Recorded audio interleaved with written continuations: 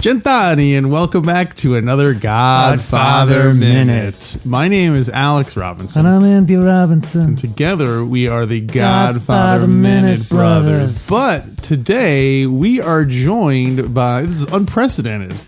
I can't believe you got Joey Zaza as a guest speaker today. How much did it cost us? A lot of money that those guest speakers. No, this is not Joey Zaza. This is, I guess, your nephew. That's right. Wait, are you trying to tell me that Joey Zaza is my nephew? Yeah. Whoa, so small world. Now, our nephew is joining us today. This is Max Jacobs. Max, welcome to Godfather Minute. Hey, thanks, guys. Thanks, Alex and Andy. You're our first official guest on a regular minute. Wow, I feel honored. Because we were about to record, and you're like, please let me come on. Please let me come on. I have so much insights to say. Yeah. For our listeners, we made him go get us some sandwiches and walk around the parking lot doing his job before we let him come and be on the podcast. Well, we will want to ask you about your Godfather experiences and so on, but let me set up the rest of the remind people what we're doing here. Mm-hmm. We're talking about minute 107, minute 107. That's right. Alex and Max, repeat after me. E minuto. Cento. Sette. 107. You got it. You got it. No, you don't have to repeat everything I say. Oh, I thought I was finally picking it up. You know, Alex, I have to say that with someone else saying along with you, I feel like you got it more quickly. Usually you kind of argue with me and you mispronounce it, but now that you got a little peer pressure going. The pressure's on, yeah. I just don't want to fight in front of company. Sure. You know how it is. Anyway, so minute 107. We're still in Sicily, at least for now. That's right. Mikey and Apollonia are on one of their famous dates. They're walking around Sicily, and they're followed by a gaggle of local women who are following respectfully behind, a certain distance behind. Yeah. And then after that, the bodyguards, of course, Carlo and Fabrizio. Mm-hmm. And meanwhile, back in New York, Sonny has just finished... what's a polite euphemism? Grabbing the gabagool. He's playing grabbing the gabagool with that girl there. Yeah. Oh, what is Don Corleone call it? Making, what is that? All that laughter with the comedy. Oh, that comedy with your girlfriend. Yeah, it was way back. He disses Santino for doing that, for being a horn dog. Mm-hmm. Yeah. So him and Lucy finished doing their business. And then Sonny goes and says he has to go pick up his sister. Mm-hmm. It's a nice transition from boning to talking about having to go pick up your sister. Oh, I didn't even think about that. Yeah. By the way, Lucy, you just reminded me. I got to go pick up my sister. So where should we start? Yeah. Well, I guess the first thing is we see them on their date, and we see Apollonia kind of like stumbles a little bit. Yeah. And it's very nice of Michael to lend a helping hand to balance her. Well, one thing I read, this is more your territory than mine. Oh, so I won't. No, go ahead. No, go ahead. It's the one great note I have for this episode. No, I won't do it. Go ahead. No. Go ahead. That's your territory. Well, to give Max a little bit of background, we knew from the very beginning that the scenes in Sicily would be really sparse because they're just a slower pace. So we're using a lot from the book and all. Okay. So I'm really leaning on the book, and Alex is about to steal probably the most significant note from the book. You sure, Alex? I feel bad now. I was going to steal. You were going to bring it up. I got other stuff. The book is your turn. So, Max, I don't know if you know about this, but we compare the book to the movie. Okay. Have you ever heard our music comparing the book to the movie? No. Okay, let's play it. Alex, roll it. Check this out. 1, 2, 3, 4.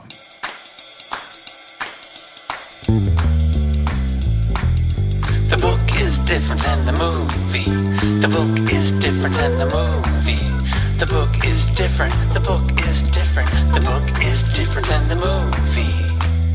Yeah. So on page 340, Puzo writes, Apollonia stumbled and fell against him so that he had to hold her, and her body, so warm and alive in his hands, started a deep wave of blood rising in his body. Whoa. That's it. That's what you wanted to share, right, Alex? Yeah, I thought that was pretty erotic. That No, part. there's more. There's more. They could not see the mother behind them smiling because her daughter was a mountain goat and had not stumbled on this path since she was an infant in diapers. And smiling because this was the only way this young man was going to get his hands on her daughter until the marriage. So it's kind of funny. It's a small thing, but just watching the movie over and over and not reading the book, I never would have guessed that. Did anyone, either of you guess that she did it deliberately? No.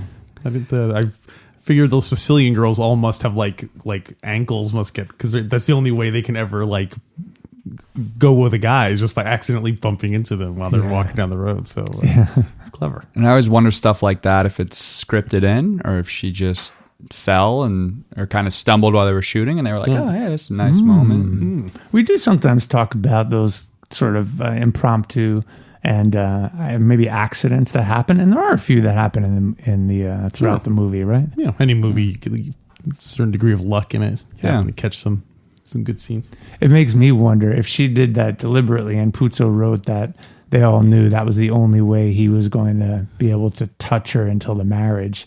I wonder what other things she did to give Michael that opportunity. Did she just pretend to always trip and fall? Did she keep doing it like 40 or 50 You think she's like times? super clumsy. He's like, oh, I don't know about this chick. She's That's the irony. He ends up calling off the marriage because she's so clumsy. She's like, no, I pretend for you, Michael. I pretend. So have either of you ever played any of those games in your dating years? I know it's probably not as common for a guy to do it. This is a move I came up with. You guys feel free to, guys or gals. I think with guys more typically do it is that if I'm in a movie with a girl and I want to put my arm around her, I'll pretend to yawn and stretch. Oh. And then I'll put when I put my hand down, instead of putting it back into my lap, I will put my hand over her shoulders. Smooth. That's smooth. It might be the oldest trick in the book. Really? Oh, yeah. Huh. Yeah. Oh, yeah. I It's never the heard of that. classic, the fake yawn. What are some of the other tricks they have? I go through a story where I'm talking about fishing. Yeah. And I'm saying, I went fishing last week, and I guess this won't work as well over a podcast, but I kind of, simulate the sizes of the fish that I caught. So it's, at first I caught a fish that was about this big. You're holding your hands about a foot away apart. From Yeah, each and then other. I say, and then 2 hours later I caught a fish about this big, holding my feet or hands a little bit further apart. And then later in the afternoon, I caught a fish this big, and you reach your hand way on out over her shoulder. You're then- since you have to have your hands far apart anyway, you might as well. What kind of fish was it? It was a sad excuse for fish. Yeah. Max, I hate to say it, the ladies are all saying it was a tadpole. Sorry. Actually, it's funny you should say that because Sonny's wife earlier in the movie That's right. does that, but it's sort of reversed. She's holding her hands apart for a different reason when she's talking to her girlfriend. She ain't talking about no fish. Yeah. Different kind of fish. Holy mackerel. Well, Max, you are considerably younger than me and Alex. Are there any other dating kind of game? And we were just talking about this last minute, but Alex and I are old fogies now. Are there any... Remember we did the rule of 8s where you got to wait 8 days before you text a girl back? Yeah. Are there any... What are the modern day dating strategies? He claimed last week that the modern rules of etiquette say that if you go on a date with a woman, you are not to text her for 8 days. Ooh. That what I sounds like a heard. long time. That's a long time. Really? Yeah. long time. Doesn't that create desire and more passion because she's waiting and then she gets put in a position where she's feeling like, oh, he's not calling me, and then when you no. Yeah, I mean, that sounds right, but I feel like you have to be really cool to be able to play it that cool. And even if I have that plan of 8 days, no, I'm normally next day. Next day. Yeah. That's not too eager. I don't know, maybe. But we're also in this place where you have to we're always kind of constantly communicating. So maybe back in the day when you guys were dating, it's like, whoa, maybe Andy didn't have a nickel to pick up the payphone to call me. But Mabel was on her lunch break down at the phone office, so he couldn't make any calls. Operator 3720, Andy's calling for a date. Please hold. Nickel. I hate to say it. I think I remember when calls cost a nickel. No, I remember when they cost a dime. I think they've been a Absolutely. dime. Really? They were a dime for a long time. Yeah. Before they finally updated it. You know what? You should send a letter to. You look there like I witnessed the Wright brothers flight. You're like, wow, can I have your autograph? Time for it. I think you should write a letter to your magazine subscription, olden days. Good old time. Yeah, good old ask days. them how long ago it comes. Well, you know what? We'll ask, we'll answer. When was the last time a public phone call cost 5 cents? Right. Okay. Let me write that down. Any other strategies for dating Yeah, that Alex needs to know about? Oh, I mean, the communication part is just endlessly confusing. Because now there's the whole social media, and there's different profiles. You know, there's Facebook and Instagram, and Wait a minute. Let me just write this down. Instagram. Okay, go ahead. and so there's, I think, a bit of a game of, you know, when did he request me on Facebook? When did he request me on Instagram? Oh, you wow. know? Right. Did he look at my Instagram and then like a photo from 2 weeks ago? Kind of a subtle sign like, oh, I've been checking out your profile. It's endless. One thing I like to do is look at a profile from like and then I like a picture from like 3 years ago, so they know I'm doing a deep dive, digging through their old stuff. That's bold. Well, that's going to make them really insecure. Because then they're also thinking, oh, he likes me Wait how a I looked minute. 3 years ago, and no one looks as good as they did 3 At years one time, ago. you're telling me to wait 8 days to call her, so that it keeps her saying- chomping at the bit. Now I'm doing this, and you're like, well, that might make her feel insecure. Which way am I going? No, Am come I on, negative waiting or- 8 days is standard. Waiting 3 years, that's a little desperate. That's 8 business days, right? Well, let me throw this out here since we're going in the social media direction. If Apollonia were using social media to promote herself and to hook a man, what platforms would she use? What would her profile picture, all her interests, what would she put out there? Oh boy, I don't know. A mid-century Italian peasant girl You know, who's part mountain goat. likes long walks on the mountain road. I guess we see that. Long walks up the mountain. I don't know. Yeah. Probably like, She'd have a low profile, you think? yeah. I think she'd be one of those people who was like, oh man, I don't do social media. Oh, Yeah. okay. If you want to talk to me, come talk to me on Monday, Tuesday, No. something like that. You know. If you want to come talk to me, come see me in the field at 3 p.m. every 4 days while I'm picking flowers with my friends. So is that whole group of people following them? Are those all family members, some bodyguards? What's the breakdown We there? think you don't see all of them, but what we've learned is that the whole family had to, or at least the father had to approve of them talking and getting together. And so even Michael said earlier that he would start to see her under the supervision of the father's family. So I'm guessing it's the wives, aunts, and maybe the shepherd bodyguards are there. They are there. They are there. Yeah, the script just says that they're the female relatives of Apollonia. Yeah. Okay. Well, because I think there's a modern social media equivalent of this. What's that? You know, sometimes there's like I'll post a photo with my girlfriend, and then she'll have like crazy relatives coming out of the woodwork and commenting on said photo, not inappropriately, but just you can tell they're kind of the crazy aunt or the crazy uncle. You know, like, oh, Samantha, you know, he looks so cute. I'm so proud of you. Okay. Like, So they're how long weighing have you in been then. dating? Oh yeah. Did they ever do that thing where they comment on something that has nothing to do with the pictures? Like, oh, we just went to the beach this weekend. Hope to see you guys. Something like that. Yeah, or like looking to start a conversation. Yeah, like, how's your exactly. Tuesday? Yeah. It's not really how this is used, but I see. think you're So right. it's- That really is the modern equivalent. Everyone's Yeah. weighing in and judging. Hot or not? When she went home, she's like, "Is he hot or is he not?"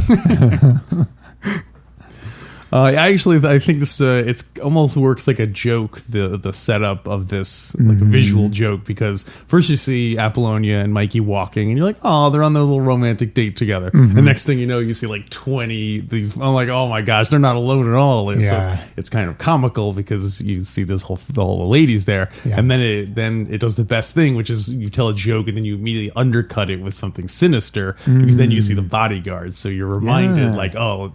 It's not, like, oh, first it's romantic. Oh, then it's comical. Oh, then it's like threatening. Yeah. They're the bodyguards. So excellent. Neat little what a great movie. Progression there. So one other question. I think I asked Alex this a couple minutes ago, but now that we have you, Max, here, which would you prefer, the modern dating environment or this one in the movie, which is much more formal? You got to ask the father permission, a lot of supervision. Do you want the freedom to do whatever you want, date whoever you want, or do you want the close, almost stifling supervision of like meddling relatives? Which one? Unlimited options, and you really don't know what you're going to get because people put up all kinds of crazy pictures that have nothing to do with reality? Or do you want see is what you get, guaranteed? This may surprise you. I'm going to take the older, stifling view on dating. Whoa. Interesting. And I'll tell you why. Tell me why. Well, because we have 45 minutes left. That's what I'm going to tell you why. But what? No, so sometimes you're dating someone, you become infatuated with them, and kind of the blinders are on. And I think in modern dating, you can run on with dating someone, and you just don't know if they're actually a serial killer because your blinders are on. But a lot of times, it's a great thing about having a big, brutally honest family is that they're going to cut through that. They're not blinded by love. They are really vetting out this person and vetting the relationship. So I think there's some value to that. You sound like someone who accidentally dated a serial killer one time. Couple. and your siblings, you gotta type. And your siblings caught it. Oh yeah, they're bulldogs. That's a really good point, that your family acts as a filter. Yeah. And to the extreme end, not that it's the case in this movie, but an arranged marriage is the extreme of that. Like, we know what's best for you. You are in no position to pick your mate. No say in this. We have experience. We've been on the planet for 30 years because that's how old parents were when their kids were getting married, probably even younger. Oh yeah, probably mid-20s. Well, have you ever arranged marriage sound appealing to you at all? Would you be willing to take a chance? I don't think I'm going that far, but you don't really trust your family to make those decisions. Can you imagine the person your parents would pick out for you? I can't even imagine. Who would our parents have picked out for you? Oh, you mean like an actual person? Either I don't want to say any names. Well, I guess I was going to say someone famous, but most people famous have charisma, so you're not going to get someone. I'm not saying that you're. What I'm saying is you can't pick someone in real life. Like, I can't say, oh yeah, Winona Ryder will be my arranged bride, because they're all celebrities. Yeah, I guess describe the traits that our dear mother would have picked for your mate. I guess I always think that they would pick someone just like them. Yeah. Yeah. Smart, strong-willed, disciplined, sexy. Don't forget that one. Believe you went there. What? What? I'm going to scrub that out. That ain't right. I knew that would stop this line of questioning. Max, your turn. What were the traits? How sexy is your mom? So who would your siblings and parents pick for you? What are the characteristics of their ideal of a mate for you? Definitely strong. As a kid, I was a bit of a hothead. And so I think that reputation has kind of lingered among my family. And so they'd probably pick someone who, was equally as strong. Physically strong to withstand your rages. So now everyone's going to get the wrong impression. Like a female professional wrestler. Yeah. Right. Someone who can hang. Yeah, like half mountain goat. You know, that really spoke to me. Which like, half? Top half or the bottom? Oh, man. So I'm trying to bring it back to Godfather, I swear.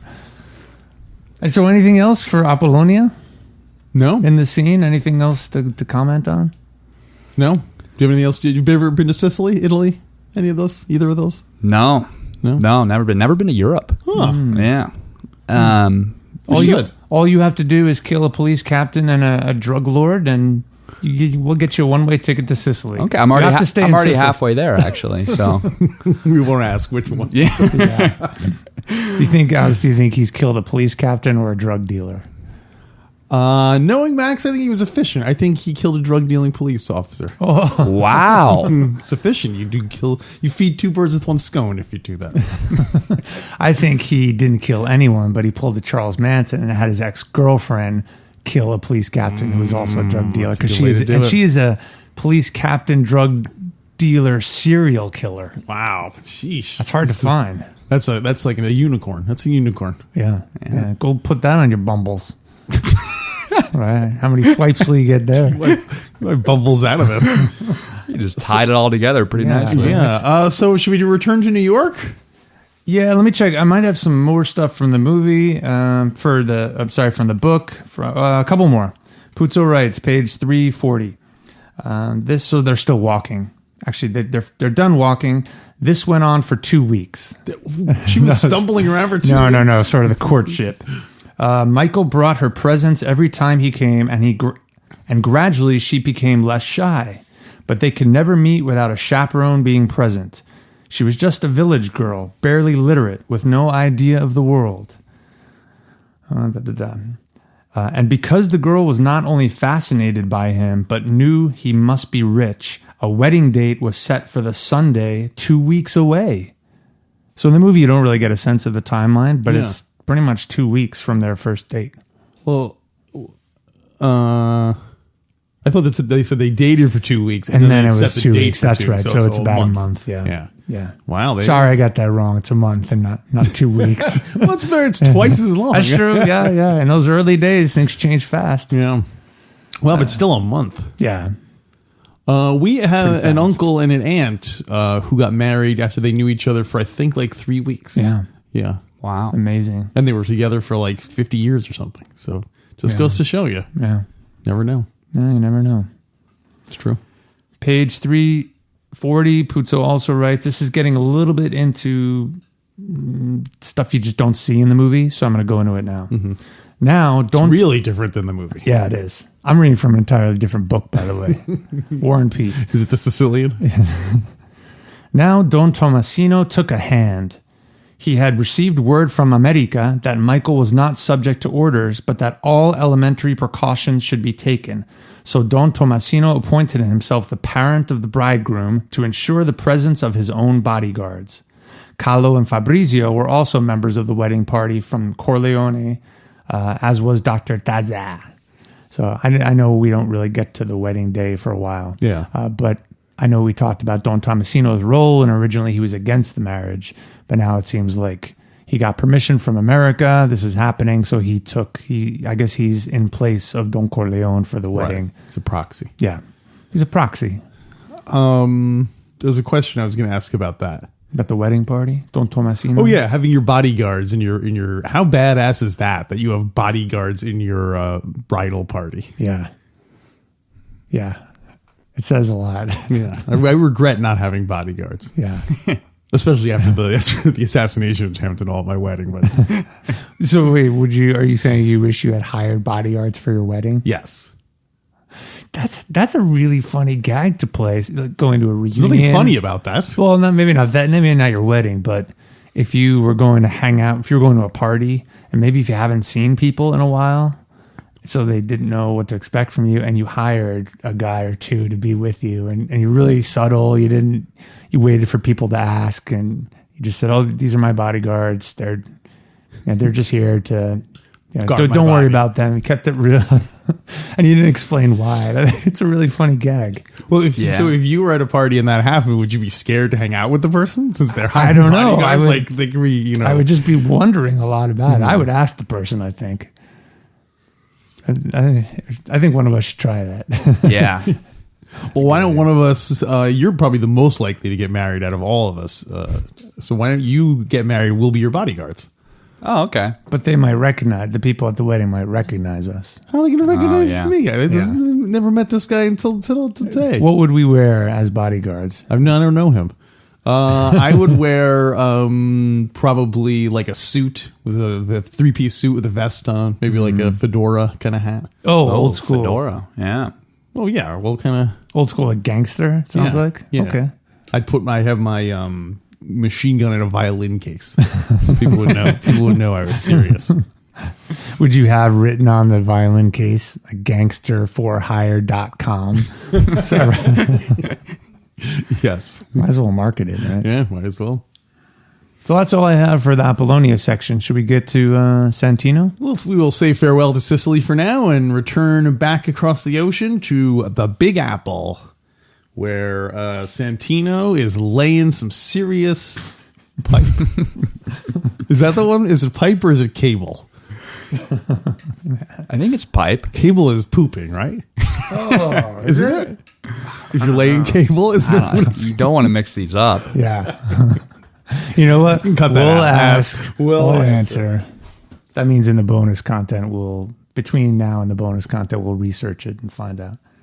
Well, I just realized, I think it's really funny that the scenes, the transition between these two scenes in this minute, we see Michael under in a romantic relationship, under heavy supervision. The most he's going to get is putting an arm around her.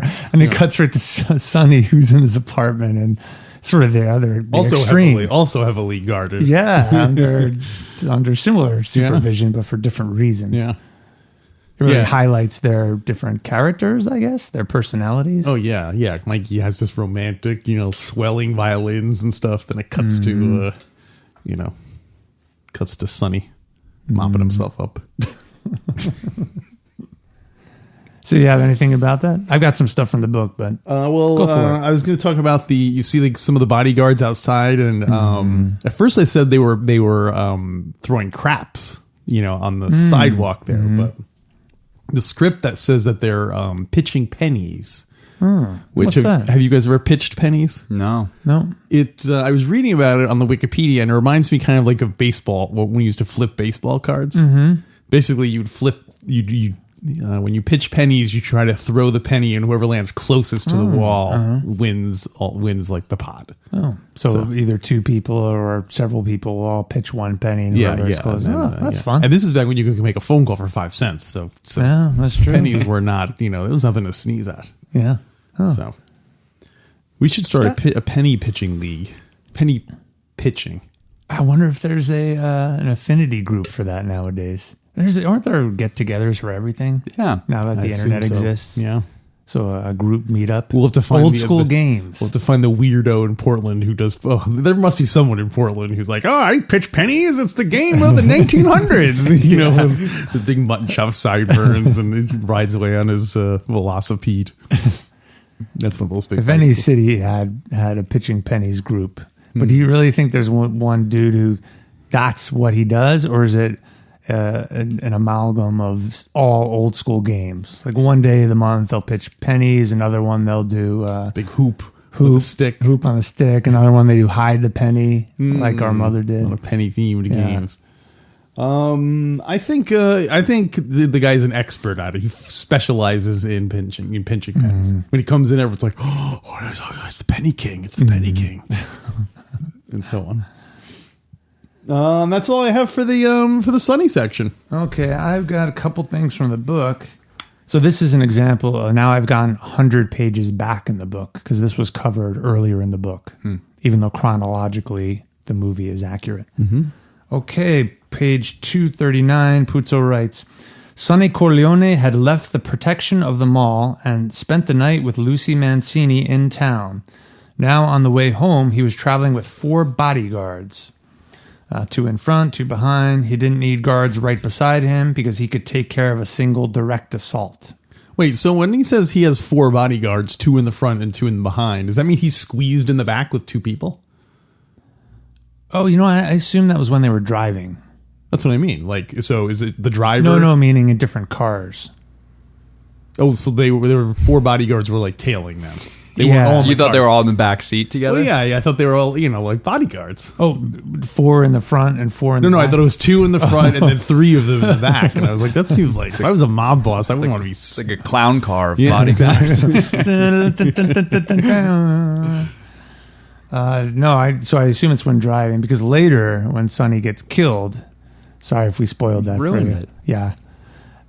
Sonny gets into his own car and speeds off. Remember, and they all get into cars and race after him. Right. Well, it doesn't mean that happens every time. That's true, yeah. But they all have cars while waiting for him. When does that happen? When does Sonny get shot? That's minute 119.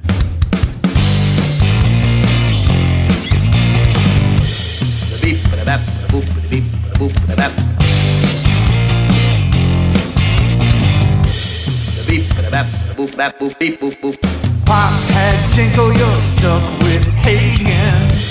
The also might not even be in the car, Sonny. But he's right to steal his heart, lots of money he'll be making. A lot of money in that white car. Lucy, I'm home. Made a big mistake, should've kept your mouth shut. Sonny was hot for my deal. You can't talk business with him. And Carlo made a mess, now you gotta clean it up. Now clean it up!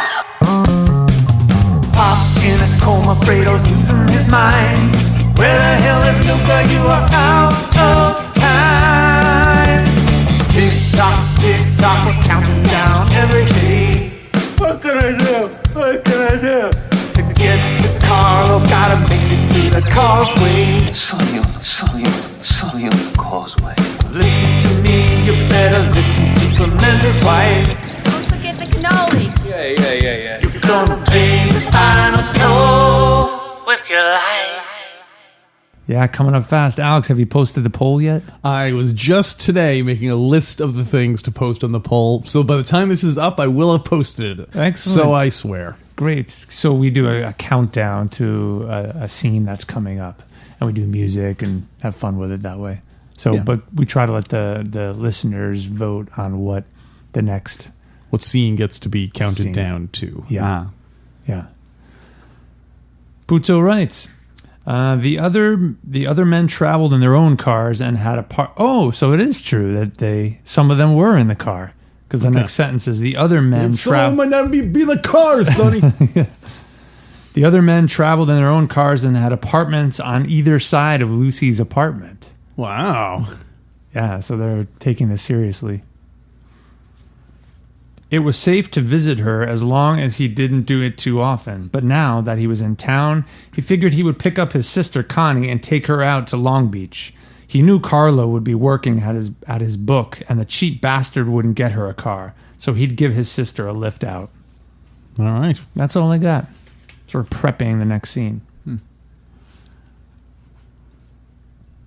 So Max, what'd you think? Is this pretty much what you imagined the show to be like? Or you thought it'd be funnier, I bet. Yeah, I thought it'd be a lot funnier. No, this is good. These are some good conversations. So the question that I have for you guys that I want to see you guys talk about is, when you looking at the two scenes, what do you make of the actual shot composition itself? You know, like, why did they choose that apartment for the Sonny scene? Or what, is there anything to comment on the Sicilian landscape? And I have an answer, but I'm curious as what you guys say. Now that I know you got the answer, I'm like a lot of pressure. now. Answer. Wow. I got to think about that. I don't think I'm deliberate about thinking about the shots unless it's something that just happens to stand Strike you. out. Yeah. Well, I know the answer, but why don't you tell us what? Why don't you tell us what your And then we'll tell you if you're right.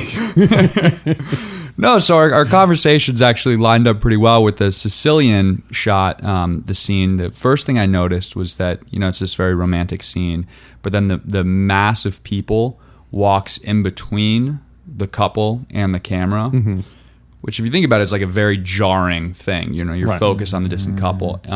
overwhelmed by the Overwhelmed. moms. And I think that's on purpose to Yeah. kind of reinforce the fact that it's not just about this couple falling in love, but there's Right. a lot other components to consider when you look at the couple. And when you're seeing a young couple in love, the next image you always want to see is the back of a bunch of old people's heads. Exactly. Yeah. Was there a gun hanging off one of the guys? Yeah, then you see the bodyguards. Right? Yeah, that's the bodyguards you see last. Yeah. So- Yeah, neat. So it's kind of a jarring image to leave it on. And then kind of similarly, when we get to New York, it's the same thing. You know, the shot starts outside, and then it kind of is tracking through all of the bodyguards up the crooked staircase before you get to Sonny. And so it's in kind of both scenes. It's these brothers are both very isolated, and there's it takes a lot of effort visually to get to them. So Wow, that's that was my good. little director hat. I like that. And it's sort of, you point out that it's bookends. You see the love, and then the protection of the village, and then it segues to the protection, the bodyguard protection, and then the lovers. So it's that a palindrome. I don't know what you call it. Bookends, I guess. Yeah. Yeah, that goes. Yeah. Mirrors. So awesome. What do you guys? What do you rate this one? We gotta rate the minute. So on a scale of 1 to 5, we could say 0. On a scale of 0 to 5, with 5 being the best scene and 0 being unwatchable, come up with a number to just what you think of this minute. Let us know. And don't say what we do is count it in. So if I pick 5, we all together go 1, 2, and we stop on Stop at your number. But keep going if you rate it higher. Does that make sense? Wow. Yeah. And are you guys fair with your numbers? Have you given scenes 0s and 1s? Well, 1 is as low as we've gotten. Okay. Yeah. And we've given out a lot of 5s. Yeah. Okay, everyone ready? Yep. 1, 2, 3. All right, you guys went 3. I went 3. I went 2. Straight up middle of the road. Yeah. So stick around for the bonus content. Do we have any ideas yet for the bonus Well, I content? think we have at the very least. Max, are you going to stick around for the bonus content? Yeah, why not? I figure very least we can ask him more about Godfather and other mob movies or whatever. Yeah, So, and we always have more horoscopes and anagrams. oh, yes, a cornucopia of delights at Yeah. our fingertips. Please go and leave us a review on iTunes and Google Play and your Androids and Bumbles, wherever you can. MySpace. What are some of the other social networks that they use these days? MySpace. LinkedIn. You guys reaching the LinkedIn crowd? LinkedIn. LinkedIn, yeah. I want to add everyone to my list of professional contacts on LinkedIn. Yeah, a whole lot of LinkedIn, Senator. And so, so you can shoot us an email, godfatherminute@gmail.com. And Until next time, there shall be no acts of vengeance.